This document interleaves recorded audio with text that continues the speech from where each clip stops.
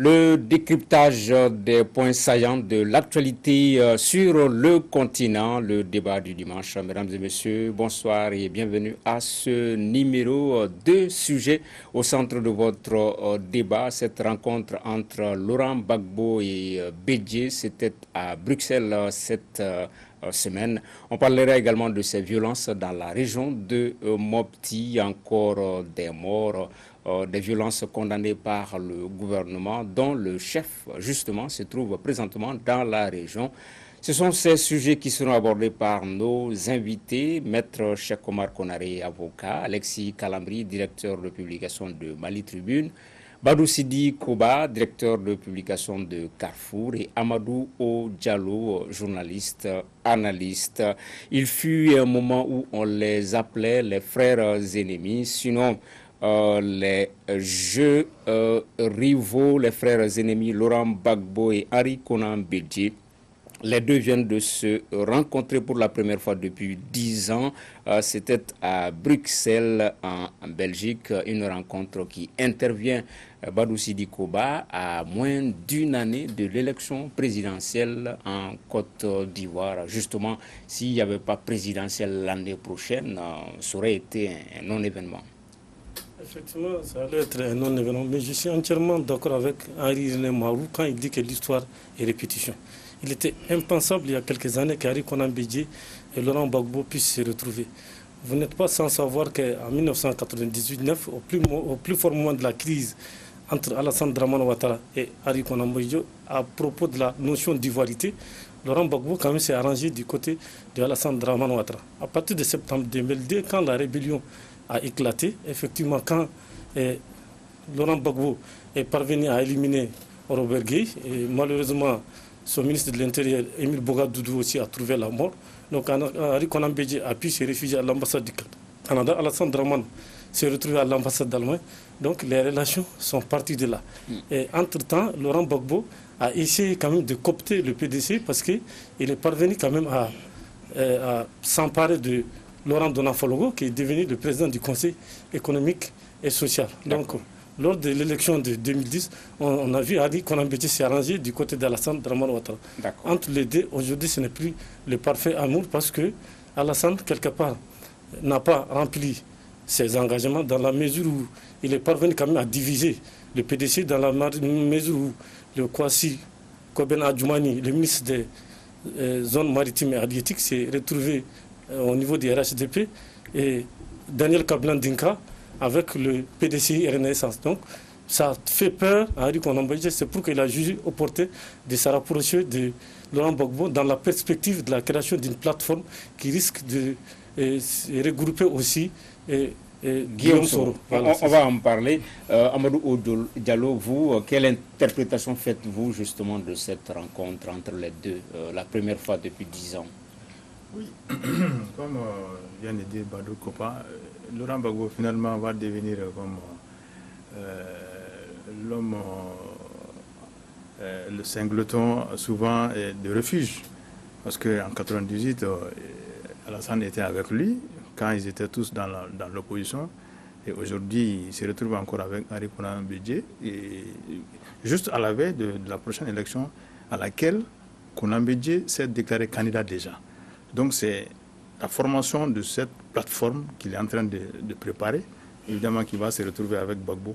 Maintenant, c'est une aventure, un saut dans l'inconnu. Attendons de voir. Maître Konaré, c'est une aventure, un saut dans l'inconnu? Non, pas du tout. En Côte d'Ivoire, les forces restent presque les mêmes. Seulement, elles changent de direction selon les intérêts du moment. Aujourd'hui, je crois comprendre que Henri Konan Bédié cherche un retour au palais. Il veut redevenir président de la République, un poste dont il a été évincé par un push militaire, celui de Gueye. Alors, il veut former autour de lui une alliance, notamment avec Laurent Gbagbo et Guillaume Soro, pour chasser le RHDP du pouvoir. Mais est-ce que cette alliance va permettre d'atteindre l'objectif. La question est très très difficile à répondre dans la mesure où aujourd'hui il y a des divergences d'intérêts au sein même de la future plateforme. Je ne vois pas Laurent Gbagbo s'aligner derrière Bédié et demander à ses troupes de ne pas présenter de candidat contre Bédié. Je ne vois pas Guillaume Soro s'effacer au profit de Bédié. Or, si cette plateforme va en ordre dispersé contre le candidat du RHDP au pouvoir, ses chances de gagner deviendraient très minimes. Ok. Alexis Calambri.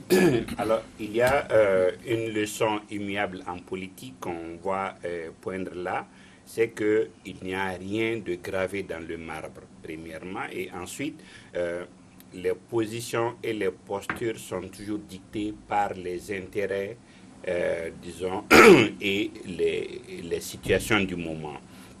Vous avez, comme tout le monde l'a dit tout de suite, des gens qui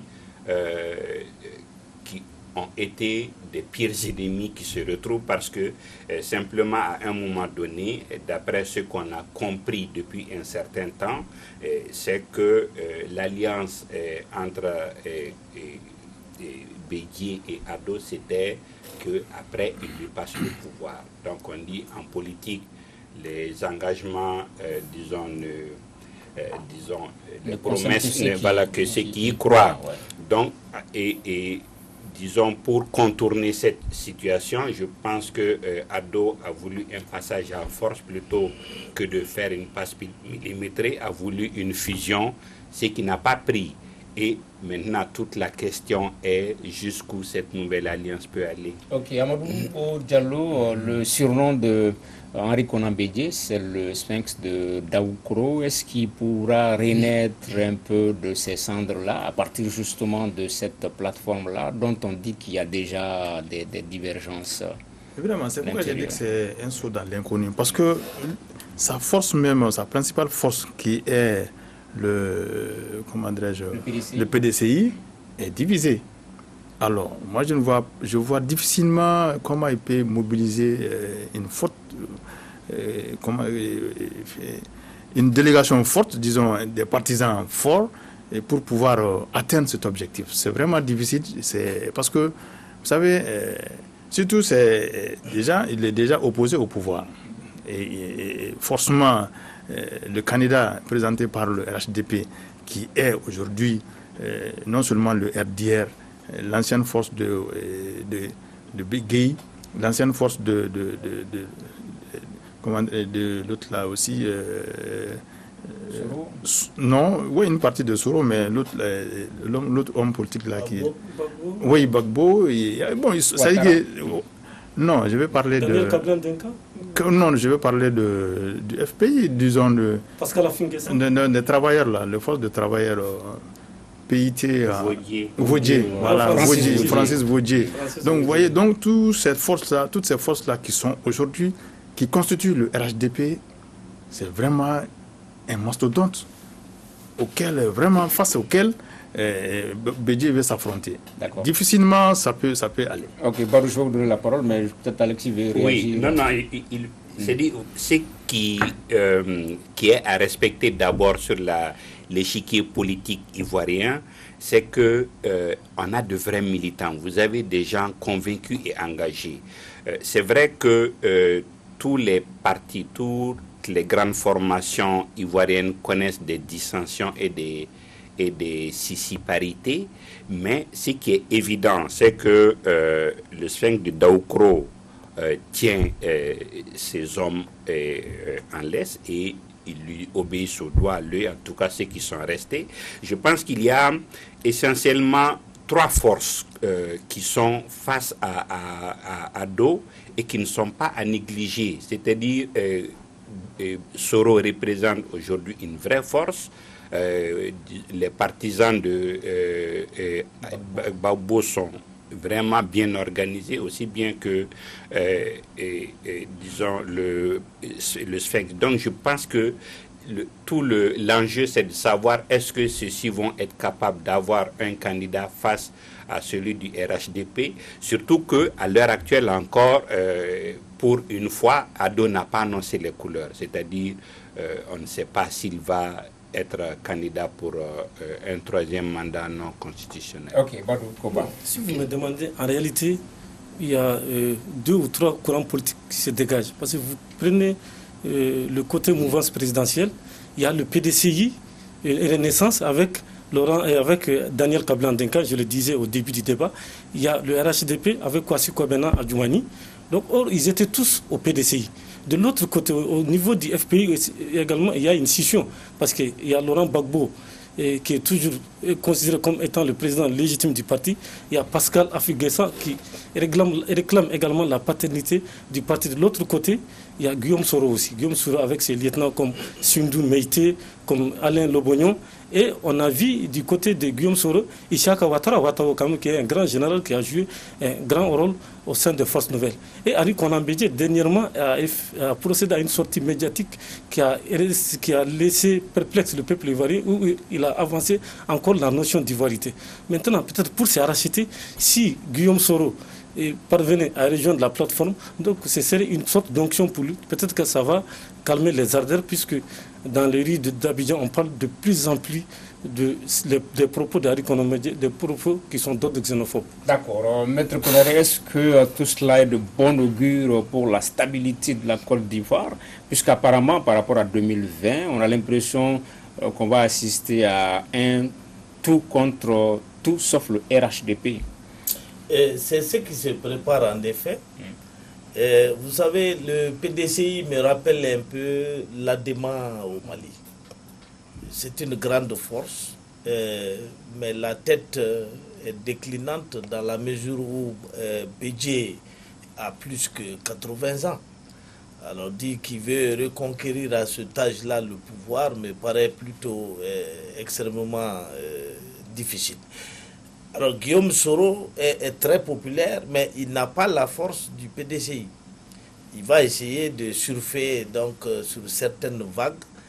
Et quant à Laurent Gbagbo, est-ce qu'il peut même être candidat aujourd'hui? Est-ce qu'il va prendre le risque d'être candidat tout en restant aux Pays-Bas, en Belgique? Je pense que ce serait extrêmement difficile pour lui de gagner une élection en étant reclus à l'extérieur du pays. Donc aujourd'hui, il y aura certes un front de l'opposition, mais ce front sera beaucoup plus électoral que politique. Aucun des membres du front ne va sacrifier ses intérêts pour l'autre, mais tout le monde va se battre pour obtenir des élections transparentes. C'est d'ailleurs ce que Bédié a annoncé. Il dit que ce sera une plateforme pour arracher des élections transparentes au pouvoir. Il n'est pas évident que ces élections-là soient transparentes. Et quand bien même elles seraient transparentes, il faudrait s'attendre à ce que le pouvoir parte favori, parce qu'il a l'appareil de l'État. Vous savez, en Afrique, le pouvoir se transmet généralement par 2 moyens. Soit par la violence, c'est-à-dire un push militaire, soit par une passation de pouvoir déguisée entre le président sortant et le dauphin qu'il se sera choisi. Je pense que, pour l'instant, c'est Alassane Ouattara qui détient les meilleures cartes. Oui, justement, est-ce qu'on peut dire cela, Diallo, puisque si l'on se réfère à la dernière présidentielle, peut-être celle de 2015, la donne a fondamentalement changé. 2015, le RHDP est passé haut les mains, mais en 2020, il y aura et Laurent Gbagbo et Charles Blé Goudé qui auraient leur mot à dire. En 2020, Guillaume Soro n'est plus partant avec le RHDP. En 2020, Henri Konan Bédié également n'est plus avec le RHDP. Est-ce que 2020, les choses pourraient être aussi faciles pour le RHDP, le candidat du RHDP qu'en 2015, par exemple, même si ça reste le parti au pouvoir? Évidemment, ce ne serait pas simple comme on le croit, c'est évident, parce que les enjeux sont énormes aujourd'hui. Il y a beaucoup de candidats et beaucoup déclarés, et puis beaucoup de pôles politiques qui sont tous à l'assaut du pouvoir. Donc ça va être très compliqué pour le RHDP, mais qui part favori. Ça, c'est une réalité politique qui s'impose. Maintenant, je crois que même Bédié, Soro, Gbagbo, tous savent que face au RHDP, c'est très difficile de gagner. Maintenant, comme on l'a dit, Konaré, ils vont se positionner. Moi, je pense que Soro se positionne parce qu'il est encore jeune par rapport à tous ces deux candidats, par rapport à toutes ces deux personnalités, disons. Maintenant, Soro se positionne peut-être que il va y arriver un moment où même le RHDP, on est c'est le monde des humains, les intérêts peuvent diverger un moment après parce que c'est un mélange de partis, un mélange de personnalités, pas forcément les intérêts homogènes. Donc, peut-être qu'à un moment, certainement Soro se positionne par rapport à ce genre de crise qui peut arriver, qui n'est pas exclu. Badou, il y a quelqu'un dont on parle moins, mais qui aura son mot à dire en 2020, c'est Charles Blé Goudé.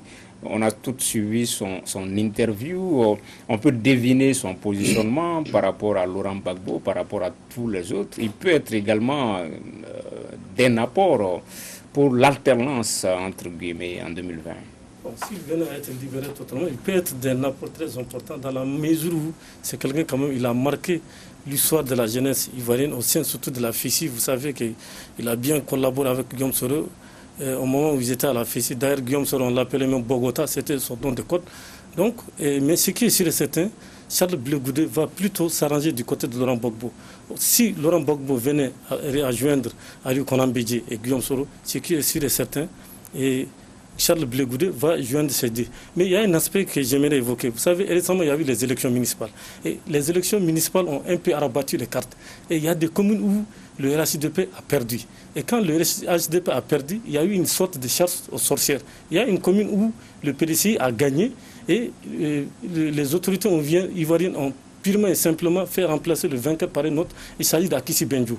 Akissi Benjou a été contraint d'aller en exil et présentement même il fait l'objet d'un mandat d'arrêt du côté des autorités ivoiriennes. Donc tous ces facteurs ont contribué vraiment à fixer le sphinx de Daoukoro.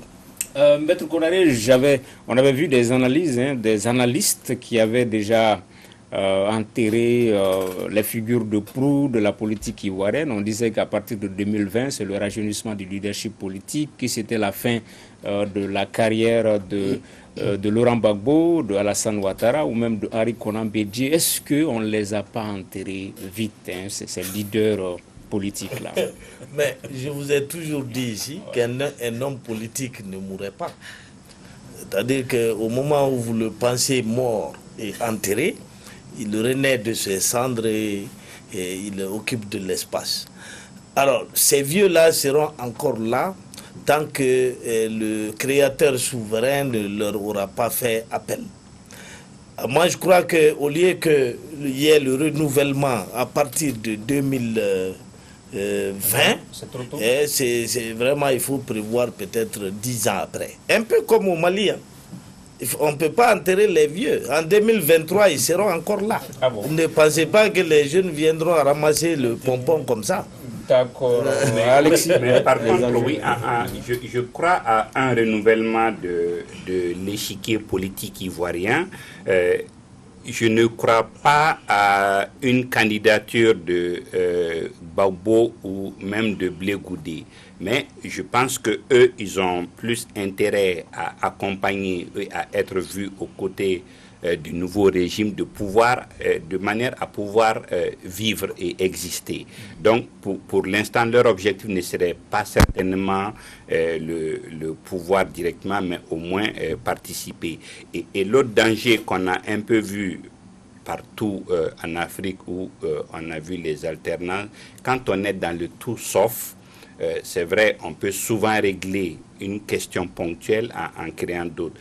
Mais ce qui exacerbe davantage la situation en Côte d'Ivoire et qui joue en défaveur du président sortant, c'est son incapacité à avoir réglé cette question ethnique et cette question de réconciliation. Et effectivement, Badou l'a dit, vous avez vu les élections qu'on a organisées et qui sont autant de ballons d'essai dont tous étaient défavorables. Oui, une dernière question là-dessus. Badou, justement, Alassane, il a beaucoup d'actifs, un bilan avec un taux de croissance aujourd'hui qui avoisine les 2 chiffres. La Côte d'Ivoire est en chantier. Mais est-ce que justement le passif là, l'échec autour de la réconciliation nationale, par exemple, peut le rattraper ou rattraper son dauphin? Non, ça peut le rattraper, ça peut rattraper son dauphin dans la mesure où nous savons tous qu'en 2010, il y a eu à peu près 3000 morts. Donc il y a eu 3000 morts pour qu'Alassane quitte l'auteur du Golfe pour devenir président de la République. Moi, je pense que l'ensemble de la classe politique ivoirienne doit faire preuve de retenue. Parce que vous savez, quand le cœur entre par la fenêtre, la raison sort par la porte. Donc vraiment, la Côte d'Ivoire aujourd'hui est un pays qui est assez stable. C'est la locomotive de l'espace francophone ouest africain. Vraiment, je souhaite que les hommes politiques ivoiriens restent fidèles à cet adage du vieil billet de Yamoussoukro, je vais dire Félix Houphouët-Boigny, qui a dit que la paix n'est pas un mot, mais c'est un comportement. Juste un mot sur la réconciliation. Moi, je ne crois pas qu'il soit de bonne politique d'accuser Ouattara sur ce terrain.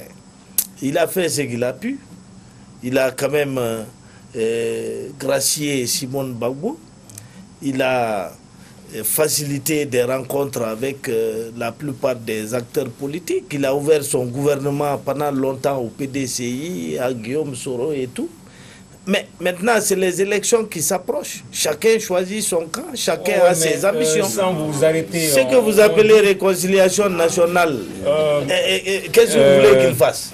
Les gens auraient aimé que la lumière soit faite, par exemple, sur les massacres de Dieucoué. C'est quelque chose qui revient assez fréquemment. Ce que les gens souhaitent, c'est que Ouattara arrête tous ses proches et les jette en prison. Il ne le fera pas. Allez-y, Alexis. C'est un peu comme en Guinée. Non, c'est pas ça. C'est-à-dire, vous avez vu, ce que le disait tout de suite, ces questions. On a vu également, pendant longtemps, on a parlé d'une justice des vainqueurs. De l'autre côté, il a gracié, mais de l'autre côté, on n'a rien vu. Mais ensuite, la grande récrimination qu'on attend, c'est, oui, c'est maintenant de bon ton d'être nordiste pour pouvoir exister. Donc, et dans les rues d'Abidjan, on dit pire que ça. Donc, je pense que c'est vraiment une tache noire sur son bilan. Diallo. Oui, ça veut dire que moi je pense que, comme vous l'avez dit, rattrapé par l'histoire, ça peut arriver. Ça peut arriver, surtout que ce qui a motivé le coup d'État contre Gbagbo, c'est l'affaire de cacao. Et cette année encore, ça risquait de refaire surface parce que quand la Côte d'Ivoire s'était associée avec le Ghana pour fixer les prix, les multinationales européennes, françaises surtout, avaient commencé à grincer les dents. Et ça a obligé les Ivoiriens à revenir sur leurs pas. Donc ça, c'est des aspects techniques et économiques qui peuvent toujours créer des remous. Et le politique peut profiter. Donc maintenant, je crois qu'Alassane a été suffisamment intelligent et il a su replacer les pions et puis avancer. Maintenant, Gbagbo, Bédié, moi j'ai vu un coup de com' de Bédié qui est Gbagbo, parce que Gbagbo a été un peu économiste en termes de déclaration et puis... Il est en liberté conditionnelle. Oui, mais n'empêche, son parti n'a pas fait Java comme Bédié l'a fait. Ça veut dire que Gbagbo et sa tendance FPI, parce qu'il y a des FPI, sa tendance FPI est dans le positionnement. Et donc, leur positionnement n'est pas encore précis. On ne peut rien prédire pour le moment, à mon avis. Pour le moment, on ne peut rien prédire. C'est pourquoi je dis c'est un saut dans l'inconnu. On attend de voir. D'accord. Deuxième, oui, Badou, rapidement, avant de venir au Mali. Quand vous prenez le rapprochement entre Henri Konan Bédié et Laurent Gbagbo, c'est vraiment impensable parce que nous savons tous que dans le camp de Laurent Gbagbo, quand même, il y a deux, entre guillemets, criminels qui sont au niveau de la CPI. Il s'agit d'Alsem Seka Yapo, Disseka Seka. Présumé criminel, voilà, puisque ce n'est pas un tribunal. Voilà, Alsem Seka Yapo, Disseka Seka et le Dogbo Blé, le général Dogbo Blé. Donc, moi, je me dis, en toute honnêteté, que la politique a ses raisons, que la raison elle-même ignore. Parce qu'aujourd'hui, ce qui se passe entre les deux, là, vraiment, ça relève du miracle. Deuxième thème de ce débat du dimanche, le Mali avec encore ses victimes dans la région de Mopti, des images insoutenables que nous n'allons pas diffuser ici, mais qui circulent sur les réseaux sociaux. On y voit des corps sans vie gisant dans le sang. Et oui, des violences condamnées par le gouvernement du Mali, dont le chef, justement, le docteur Boubou Cissé, se trouve présentement dans la région. Amadou Diallo, après Sobaneda, Ogosagou, voilà, encore des morts. On ne s'est pas accordé sur le chiffre exact, mais toujours est-il qu'il y a des morts à la suite de ces violences dans la région de Mopti. Absolument, absolument. C'est dommage. Hein? Moi, je crois que ce sont des événements préparés. J'ai toujours cru à une chose. Au Mali, il n'y a pas de djihadistes, il n'y a pas de terroristes. Il y a des mercenaires qui sont au service d'eux. Maintenant, ce dé-là est à chercher, ensemble. Maintenant, la meilleure stratégie pour trouver ce dé-là, c'est l'union des communautés, que les communautés se retrouvent. Parce qu'on a su les diviser, les opposer les unes aux autres. Aujourd'hui, quand les communautés commencent à se retrouver, il n'y a aucune raison que ces genres de morts nous reviennent encore sous les bras. Maintenant, les vrais auteurs, ce ne sont pas des Maliens. Ça, c'est très clair maintenant. Et maintenant, il faut que les gens se donnent la main pour rechercher ces criminels. Quand vous commencez Kobane en janvier, non, Kobane en janvier, quoi, en janvier, après Ogosagou, et Djoura, Guéguéré, Sobanda, ça c'était une forme de crime organisé et perpétré par des professionnels. Et les Maliens n'ont pas l'habitude de ce genre de crime. Ça veut dire que forcément, et moi je crois fermement à ça, surtout que c'est fait, le cas de Sobanda est arrivé quelques jours après une déclaration du secrétaire général de l'ONU qui a dit qu'il y aura des troubles dans la région de Mopti, et il y a eu troubles. En ce moment, on se pose la question, est-ce qu'ils sont en coordination? Non, bon, peut-être qu'on ne peut pas faire cette déduction. Oui, mais ici, l'interrogation est permise. D'accord, l'interrogation est permise. Voilà. Mais Badou Sidi, Koba, mais il y a quand même des victimes, mais que les bourreaux soient des mercenaires ou pas. Il y a encore des morts, des populations civiles, de forains qu'on descend de véhicules et qu'on exécute sommairement.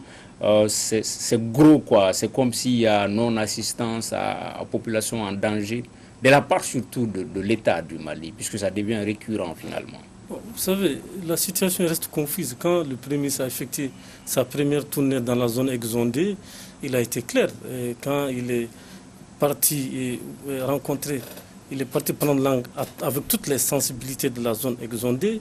Et on avait repris espoir dans la mesure où il avait dit que toutes les milices seront armées. Et le ton a été donné. Désarmées. Toutes les milices seront désarmées, vous m'excusez.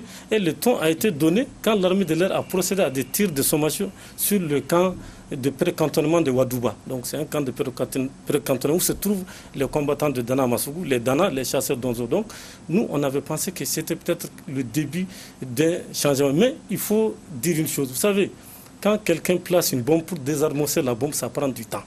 Même si le Premier ministre, par un coup de baguette magique, tente de ramener la paix, il ne pourra pas ramener la paix tout de suite. Il faut être clair. Il est parti dans la zone exondée, il a fait des promesses, il a parlé de la multiplication des casernes. Aujourd'hui, il est dans la zone exondée. Et l'autre jour, à Kemassina, il a rencontré Modibo Djenta, le chef de village, Limon Kalabo, l'ensemble des sensibilités. Et quand il a été à Tenonkou, c'est ce qui s'est passé. Il a promis beaucoup d'aide et il a donné des denrées de première nécessité aux populations du Kariri et aux populations du Malémana. Mais tout ça, c'est bien beau. Mais ce que nous voulons, il faut que l'ensemble des sensibilités politiques du Mali s'impliquent. Le Premier ministre a beau tenir un discours de fermeté, un discours réconciliateur, il faut qu'il manie à la fois le bâton et la carotte. Parce qu'il faut une solution militaire, mais aussi il faut une solution politique. Parce que dans ces deux zones, il n'y a pas d'infrastructure de base, il n'y a plus d'école, il n'y a pas d'administration. Donc ça devient un terreau facile pour les terroristes. Il faut que ce terreau soit impérativement occupé parce que la nature a horreur du vide. Oui, Maître Konaré, on a envie tout de suite de dire que il y a comme un aveu d'échec, hein, parce que ce sont les mêmes promesses, que ce soit après Sobaneda, Ogosagou, on n'a entendu plus jamais ça, des mesures seront prises, mais malheureusement sur le terrain, le constat il reste macabre sur le terrain. Et c'est très dommage. Ouais. Moi, je vois un certain volontarisme chez le Premier ministre d'installer un dialogue dans l'espace du centre malien, d'installer une sorte d'aide de l'État aux différentes communautés. Mais ces missions au centre donnent plutôt l'image de missions humanitaires. Alors qu'aujourd'hui, l'État a besoin de lancer des messages forts. J'allais dire des messages de force. À sa place, qu'est-ce que je ferais? Je déclarerais tout le centre du Mali en état de guerre, premièrement. Deuxièmement, toutes les milices, en tout cas celles qui sont connues, à commencer par les milices d'Ana Amassagou, les milices Peul qui sont connues, je commencerai par les désarmer et montrer les armes à la télé. J'enchaînerai tous les chefs de milices et combattants que l'État pourrait prendre pour les amener à la prison centrale de Bamako pour être jugés publiquement. Alors tant que ces mesures-là ne sont pas faites, personne ne va désarmer dans le centre et les massacres vont continuer. Voilà pourquoi j'ai déploré la poignée de main entre le Premier ministre et le chef de la milice Dana Amassagou lorsque le Premier ministre s'est rendu au centre. Mais cette poignée de main signifie en quelque sorte une réhabilitation d'une milice que le gouvernement avait dissoute quelques mois auparavant. Comment peut-on dissoudre une milice et venir serrer la main de son chef? Donc l'État a besoin de montrer sa vraie face, une face de fermeté et de force. Mais à continuer comme ça, là, les tournées avec des cargaisons de riz ou de mille, ça ne sert à rien. Les morts vont continuer à s'entasser. Ça, c'est mon avis. Alexis Calabri. Oui, moi je suis convaincu que on a beau faire la guerre, on finit toujours par s'asseoir autour d'une table, qu'on gagne ou qu'on perde.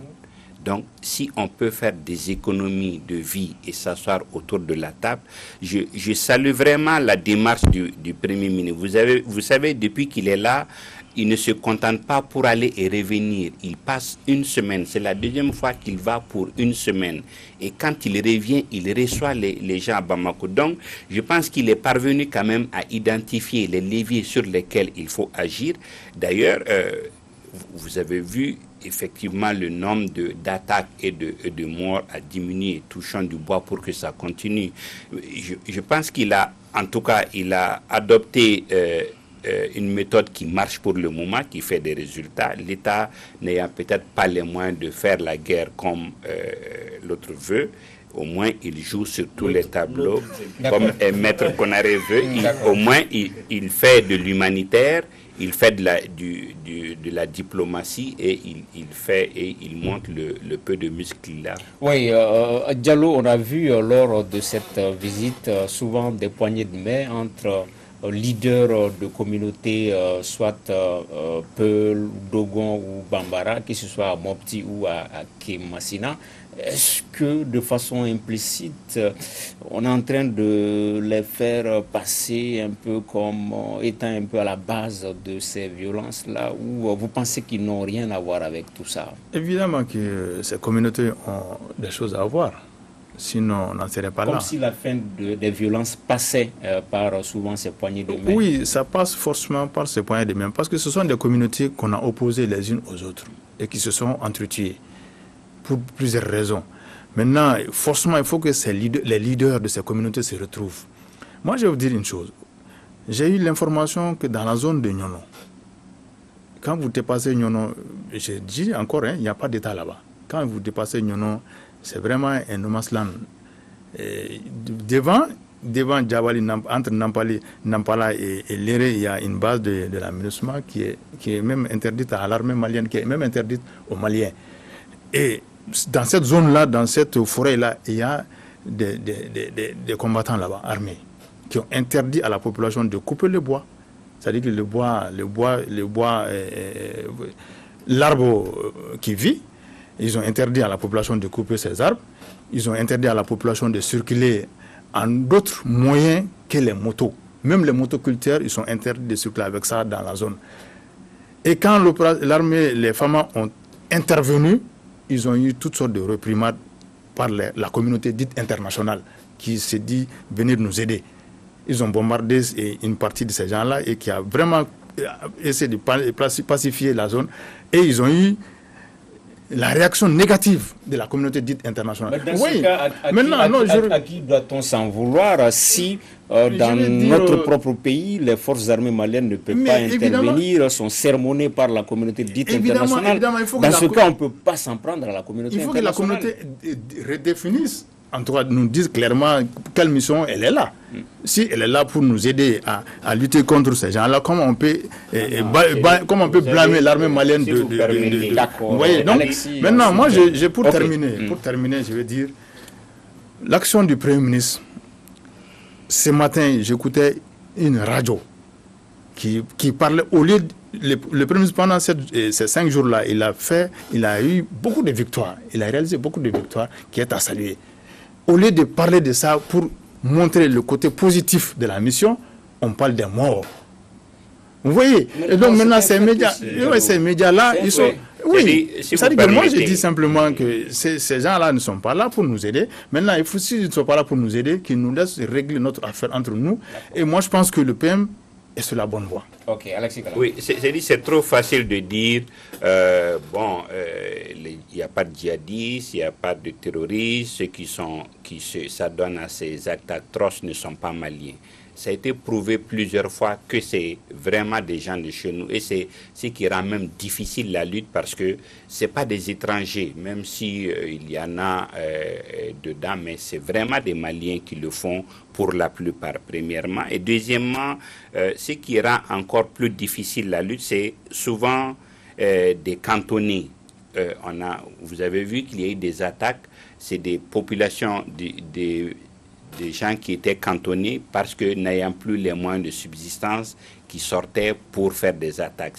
Et c'est encore une fois une des raisons qui justifie la tournée du Premier ministre parce que, oui, pendant qu'on lutte, il faut également permettre aux gens d'avoir les moyens de subsistance. Mais encore une fois, vraiment, il y a notre rôle et notre responsabilité là-dedans.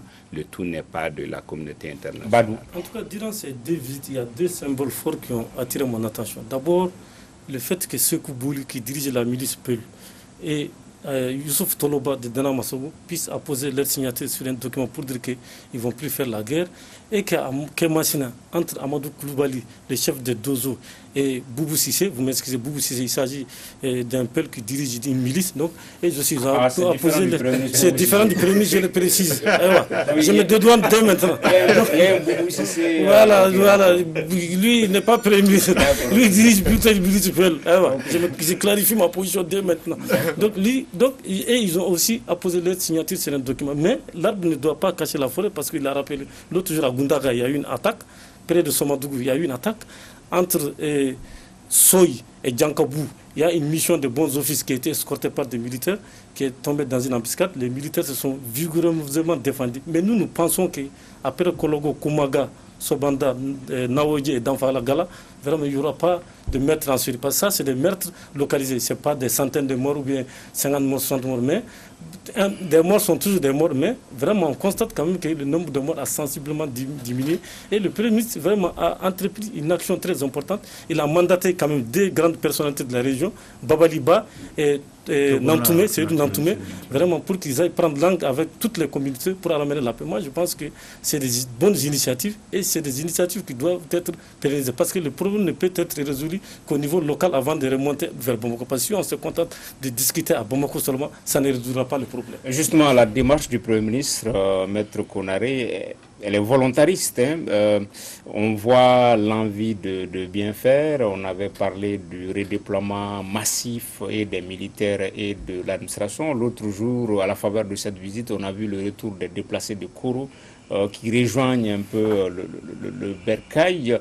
Comment amplifier tout cela, rendre tout cela opérationnel, positif? La démarche, elle est là, elle est volontariste, mais comment faire en sorte que la traduction concrète sur le terrain puisse se manifester? Ce que j'ai dit tantôt est clair. Moi, je ne nie pas la volonté du Premier ministre et de son gouvernement de bien faire. Mais je dis que ce qu'ils sont en train de faire est insuffisant et parfois il y a des erreurs de casting. L'objectif que le gouvernement devrait se donner, c'est de débarrasser la zone du centre des milices locales, les milices Dogon et les milices Peul, afin que les efforts de l'armée malienne et des forces de sécurité maliennes soient redirigés vers les seuls terroristes ou ceux que vous appelez des mercenaires. Mais tant qu'on continue de recevoir Dana Massagou, on est en train de faire signer des papiers aux milices Peul, aux milices Dogon, etc. Ça veut dire qu'on les reconnaît. Alors qu'elles devraient être dissoutes, leurs chefs enchaînés et emprisonnés à Bamako. Ensuite, on ferait face aux terroristes. Parce que ces terroristes aussi ont le champ libre. Le problème du centre n'est que le prolongement de celui du nord. Nos portes sont grandement ouvertes vers Kidal où les terroristes entrent et sortent comme bon leur semble. Donc, nous, on n'a même pas fini avec nos milices et on veut s'attaquer aux terroristes. Mais ça veut dire qu'on transpire sous la pluie. On n'aura pas d'effet. D'accord. Badou disait que la nature a horreur de ville. C'est la même chose. Les milices ont existé parce que l'État n'était pas capable d'avoir disons, une présence militaire sur le terrain. Et je ne pense pas que nous ayons encore les moyens opérationnels sur ce plan d'avoir toute la plénitude d'occuper l'espace. D'accord, les milices n'ont pas peut-être répondu aux attentes parce que c'était communautaire et si vous écoutez les milices, les communautés qui se sont constituées en milices, ils vous disent parce que personne n'était là pour nous défendre. Et ça n'a pas manqué parce que vous avez toujours des abus. Ils n'ont pas de formation à la matière. Ça n'a pas manqué, mais vous ne pouvez pas faire comme si c'est venu ex nihilo. C'est parce qu'il n'y avait rien que... Donc ça ne peut aller que de façon graduelle pour qu'on récupère le terrain, pour qu'on les désarme, mais c'est pas, on ne peut pas faire des... On ne peut pas avoir plusieurs fers au feu. Oui, il y a deux options, Diallo, si l'on se réfère à Maître Konaré, soit désarmer ces milices-là par la force ou aller vers le dialogue.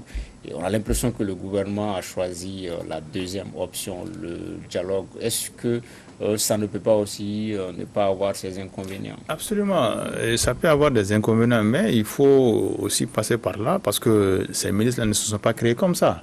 Vous savez, ces milices-là, l'histoire de ces milices-là, c'est compliqué.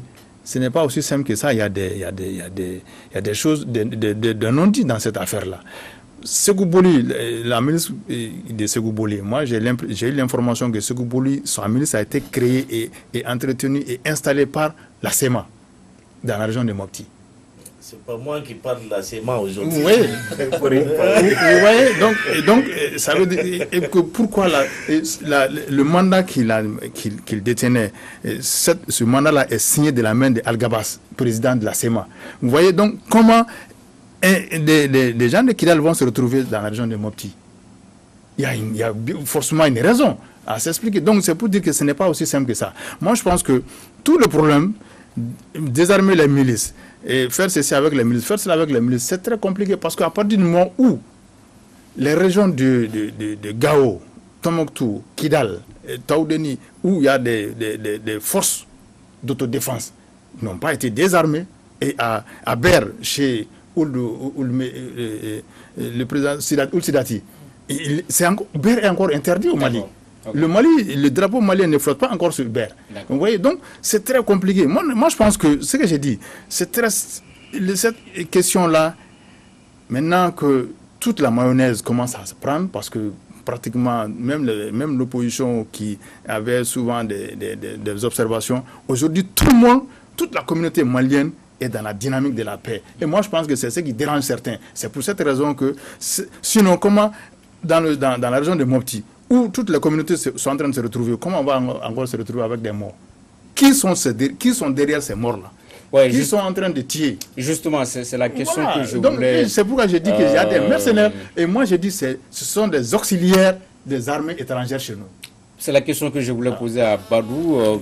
Puisqu'on ne peut pas dédouaner le gouvernement, on peut comprendre sa lenteur par rapport à tout ce qui se passe au nord, vu l'immensité des régions nord du Mali, autant on peut se désoler qu'il ne puisse pas parvenir à bout de ces terroristes ou de ces djihadistes qui pullulent la région de Mopti. La région de Mopti, ce n'est quand même pas les régions du nord, en densité, en immensité. Bon, moi je dirais, chaque fois le gouvernement fait des déclarations. Et j'ai dit ça autour de la table tout de suite.